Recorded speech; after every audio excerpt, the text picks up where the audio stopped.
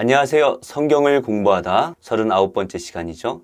히브리서와 야고보서를 함께 공부하도록 하겠습니다.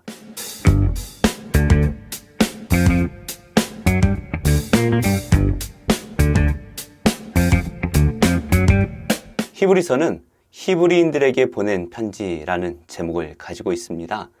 누가 이 히브리서를 기록했을까요? 사실 이 히브리서의 저자는 우리가 정확하게 알 수가 없습니다. 히브리서는 바울의 서체와 바울의 신학이 많이 담겨져 있습니다. 그래서 바울이 썼거나 아니면 바울의 제자가 기록한 것은 아닐까라고 추정을 하는데요. 특별히 여기 내용은 제사와 같은 내용들이 많이 기록되어 있기 때문에 레위 지파였던 바나바가 기록한 것은 아니었을까라고 추정을 하기도 하고요. 바울의 제자였던 아볼로가 아니었을까라고 추정하기도 합니다. 분명한 것은 제자들과 직접적으로 관련이 깊었던 사람이었다라는 것입니다. 하지만 결론적으로 말씀을 드리면 누가 기록했는지는 알 수가 없습니다. 그렇다면 이 편지를 받는 수신자는 누구였을까요? 사실 이 수신자 또한 정확한 대상을 우리가 알 수는 없습니다. 그러나 이 내용을 보면 구약 성경에 아주 해박한 지식을 가졌던 그러한 성도들이었을 것이다 라고 추정을 하기 때문에 아마도 유대인 그리스도인이 아닐까 추정을 하고 있습니다.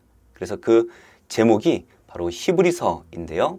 히브리라는 이름은 바로 유대인들의 다른 이름이죠. 특별히 이 수신자의 환경이 참 중요한데요. 10장 말씀을 보면 이들은 박해를 받았습니다. 투옥되기까지 했습니다. 그리고 그들의 재산을 빼앗기기도 했는데요. 이렇게 여러 가지 고난이 있다 보니까 이들은 다시 유대인으로 돌아가려고 그런 마음을 가졌던 것 같아요. 그래서 예수님을 믿는 것보다 다시 유대신앙으로 돌아가자라는 마음을 가졌던 이 성도들에게 다시 유대신앙으로 돌아가지 말 것을 권면하는 책입니다.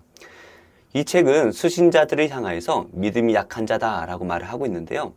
5장 12절 말씀에 보면 이들은 말씀을 배우고 가르치는 일에 소홀했습니다. 그래서 이들을 향해서 신앙이 자라지 못한 젖먹이 신앙에 머물러 있다라고 비난합니다.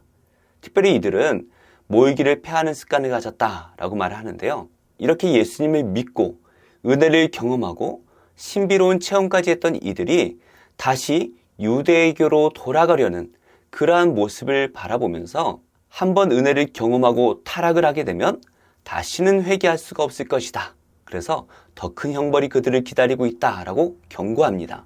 실제로 예수님을 믿고 다시 타락했다라고 해서 다시 회개할 수 없는 것은 아닙니다. 그러나 다시 돌아온다라는 것이 현실적으로 매우 어렵다라는 것이죠. 그래서 히브리 저자는 예수님의 신앙을 떠나서 다시 유대교로 돌아가는 자들에게 매우 강력한 경고를 하고 있습니다. 그래서 이들에게 왜 유대교로 돌아가면 안 되는지, 기독교 신앙이 어떤 면에서 훨씬 좋은 것인지 설명을 하는데요. 바로 그리스도의 탁월성에 대해서 설명을 합니다.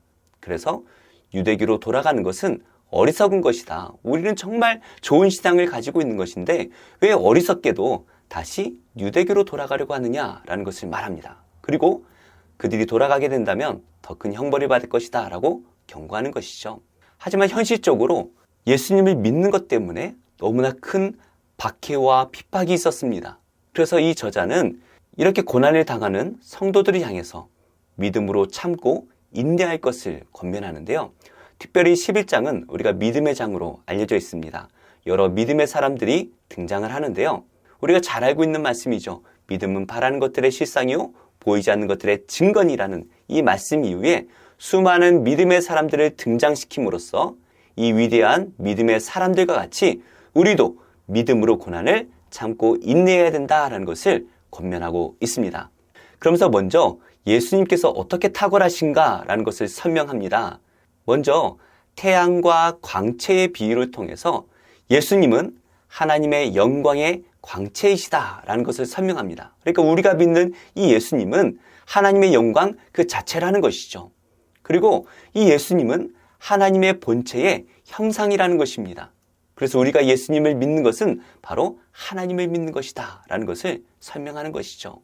그러면서 예수님께서 어떻게 탁월하십니까? 1장과 2장에서는 천사와 어떠한 율법보다 예수님이 뛰어나시다라는 것을 강조하고요. 3장과 4장에서는 유대인들이 그렇게도 신봉하는 그 모세보다도 훨씬 뛰어나신 분이 예수 그리스도이시다라는 것을 강조합니다. 그리고 5장에서 7장 말씀에서는 아론의 후손 그 제사장들과는 비교할 수 없이 뛰어나신 분이다라는 것을 설명하는데요. 아론의 제사장들 또한 죄인입니다. 그래서 그들도 매번 제사를 드려야 됐죠. 하지만 예수님은 제사를 드릴 필요가 없는 그러한 위대하신 대제사장이십니다. 그럼 예수님은 아론의 후손이 아닌 유다 자손인데 어떻게 제사장이 되셨을까요? 그것은 바로 멜기세덱의 반차를 따른 것이다 라고 말씀하고 있죠. 구약에 나오는 이 멜기세덱이라는 제사장은 사실 아론의 후손도 아니고 아론의 조상도 아닙니다. 하지만 하나님께서는 이 멜기세덱이라는 사람을 갑자기 등장시키시고 아브라함이 이 멜기세덱에게 예물을 드리게 만들죠. 이것처럼 예수님은 혈통으로 나신 제사장이 아니라 하나님께서 세우신 대제사장이시다. 매우 뛰어나신 분이다 라는 것을 강조합니다. 그리고 8장에서 10장 말씀에 보면 구약에 나오는 제사들은 반복해서 드려야 되는 불완전한 제사였지만 예수님께서 드리신 제사는 한 번에 영원히 드린 제사다라는 것을 강조합니다. 이것만 보더라도 예수님께서 구약과 비교해서 얼마나 타고난 분인가라는 것을 우리가 알 수가 있는 것이죠. 이러한 예수님의 탁월성을 강조하면서 고난 때문에 다시 유대교로 돌아가는 것은 어리석은 것이다 라는 것을 말합니다. 그리고 11장부터 13장에 이르기까지 믿음의 많은 선진들을 이야기하면서 그들의 믿음을 따라 살 것을 요구합니다. 그들이 어떻게 살았습니까? 믿음으로 하나님을 붙들고 인내하며 살았다라는 것입니다. 이렇게 히브리서는 눈앞에 보이는 고난 때문에 과거의 신앙으로 돌아가려고 했던 유대인 성도들을 향해서 예수님께서 구약과는 비교할 수 없는 탁월한 분이시다라는 것을 강조하며 이 고난을 인내할 것을 요구하고 있습니다. 이어서 우리가 야고보서 말씀을 간단하게 살펴보도록 하겠습니다. 야고보서는 야고보가 성도들에게 보낸 편지입니다. 많은 서신서들이 수신자의 이름이 성경의 이름으로 기록되었지만 야고보서는 수신자를 알 수 없기 때문에 저자인 야고보의 이름을 성경의 이름으로 기록하고 있습니다. 야고보는 누구입니까? 사실 신약에 여러 명의 야고보가 등장합니다. 12사도에서만 2명의 야고보가 존재하고 있죠. 사실 유대인들에게 흔했던 이름이 바로 야고보라는 이름인데요. 왜냐하면 구약의 야곱이라는 이름과 동일한 이름입니다. 하지만 이 제자들 가운데 있는 그 야고보는 아니었던 것 같고요. 예수님의 형제였던 그 야고보로 추정을 하고 있습니다. 그렇다면 야고보는 누구에게 기록한 편지일까요? 사실 이 수신자가 누구인지 정확하게는 알 수가 없습니다. 하지만 예루살렘 교회에서 예수님을 믿었지만 그러나 어떠한 이유인지 흩어져 지냈던 그 성도들을 향해서 기록한 편지가 아닌가 추정을 하고 있습니다. 그런데 이들이 흩어져서 믿음 생활을 하고 있는 가운데 여러 가지 문제가 교회 안에 발생을 했던 것 같습니다. 특별히 부자와 가난한 자들이 서로 차별을 하고 신앙이 점점 형식화되는 그러한 문제들이 있었습니다. 그러다 보니까 교회 안에 사랑이 사라지고 서로를 향해 독설로 서로를 비난하면서 교제가 점점 상실되었던 것 같습니다. 이러한 가운데 야고보는 성도들을 향해서 몇 가지 권면을 하는데요. 바로 말조심할 것을 권면하고 또 부자들에게 경고의 말을 전합니다. 여러 가지 권면 가운데 말조심하라는 권면이 참 많이 등장하는데요. 1장 19절 말씀에 보면 듣기는 속히 하고 말하기는 더디하라 권면합니다. 그리고 3장 6절 말씀에 보면 혀는 매우 작지만 큰 악을 행한다라고 말을 합니다. 그리고 3장 14절 보면 시기와 다툼과 비방에 대해서 말을 하고 4장 11절에는 형제를 비방하는 것은 율법을 판단하는 것이고 하나님 위에 서는 것이다 라고 경고합니다. 그리고 5장 1절 말씀에 보면 들으라 부자들아 너에게 임할 고생으로 라는 말씀으로 부자들에게 매우 강력하게 경고를 하고 있습니다. 그러면서 5장 4절 말씀에 보면 이 부자들을 향해서 사치하고 방종하고 살육한다. 그들의 마음이 살쪄버렸다라고 경고하고 있죠. 그러면서 야고보는 행하는 믿음을 강조합니다. 1장 25절 말씀에 보면 온전한 율법의 완성은 바로 행함에 있다, 실천에 있다라는 것입니다. 그래서 2장 17절 말씀은 행함이 없는 믿음은 죽은 것이다 라고 말하는데요. 사실 육체와 영혼이 분리될 수가 없습니다. 육체와 영혼이 분리되는 순간 우리는 죽는 것입니다. 마찬가지로 이 믿음과 행함이 분리되는 것은 그 믿음이 죽었다라는 것을 의미한다라는 것이죠. 그러면서 몇 가지 비유를 듭니다. 2장 21절에 아브라함이 어떻게 의롭게 되었습니까?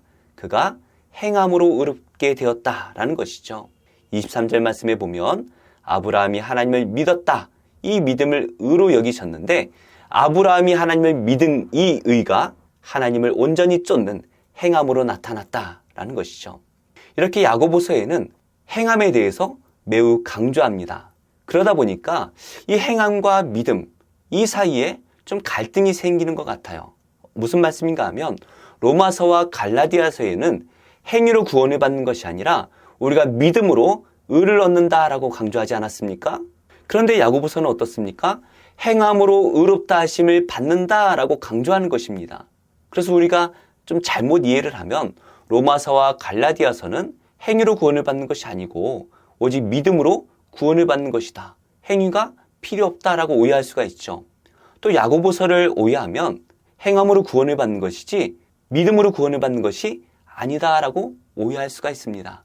그러나 강조점이 다르다라는 것, 그리고 두 개는 모두 똑같은 것을 강조한다라는 것을 이해할 수 있어야 됩니다. 먼저 로마서와 갈라디아서는 율법의 행위로 의를 얻으려는 그러한 사람들에게 믿음을 강조하는 것입니다. 율법의 행위로는 절대로 의를 얻을 수가 없습니다. 오직 하나님을 믿는 것으로만 의로움을 얻을 수가 있죠. 그러면 행함이 필요 없습니까? 야고보서의 편지를 받는 성도들은 그렇게 오해를 했던 것 같아요. 믿음으로 구원받는 것이지 행함으로 구원받는 것이 아니다. 행함은 필요 없다라고 생각했을지 모르겠습니다. 그러나 야고보는 이렇게 강조합니다. 믿기만 하고 행함이 없는 것, 그것은 죽은 믿음이다 라는 것이죠. 그럼 살아있는 믿음은 무엇입니까? 믿음의 열매를 맺어야 한다라는 것입니다.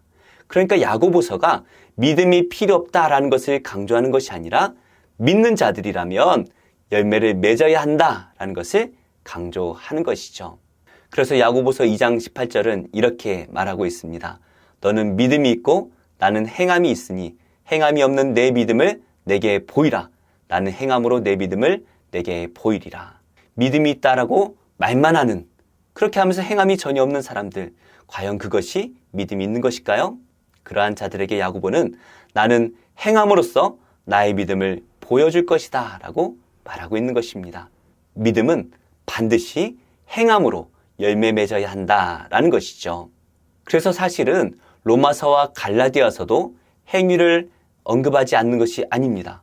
믿음으로 의를 얻는다라는 것을 매우 강조하지만 그 뒤에는 믿는 자라면 이렇게 살아야 한다라는 행위를 매우 강조하고 있습니다. 야고보서도 아브라함이 믿음으로 의롭다함을 받았지만 그 아브라함은 믿음을 순종이라는 행위로 드러냈다라는 것을 말하고 있죠.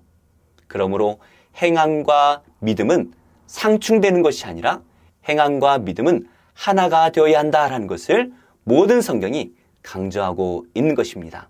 사실 이 야고보서도 히브리서와 마찬가지로 인내할 것을 요구하고 있습니다. 1장 말씀은 이렇게 시작을 하죠. 너희가 여러 가지 시험을 당하거든 온전히 기쁘게 여기라.